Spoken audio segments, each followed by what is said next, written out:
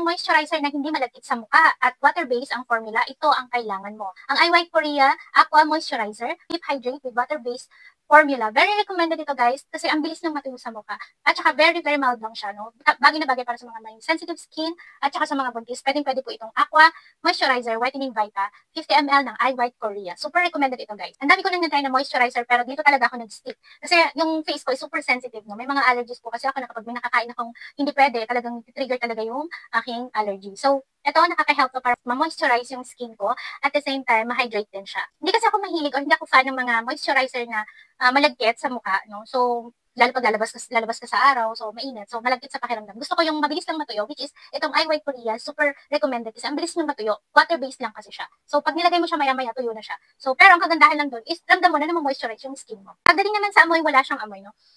Hindi siya masyadong mabango, which is very good for sensitive skin. Kasi kapag may sensitive skin ka, hindi recommended na masyadong mabango yung ilalagay mong moisturizer sa skin mo. Kasi merong effect yun sa skin mo, no? Hindi recommended kapag masyadong matapang yung amoy or masyadong mabango. Magandang ilagay sa mukha, mild lang yung amoy niya, no? So, ito, hindi siya ganun kabango, pero tignan nyo yung texture niya, ganyan lang siya. So, ang bilis niyang matuyo. Lalagyan natin siya dito. Ayan. So, super water-based lang siya, which is very good kapag ayaw mo nang malagkit sa skin. Ayan siya. Maya-maya tuyo na siya. Pero, ang ganda niya sa skin kasi talaga moisturize din niya yung skin natin.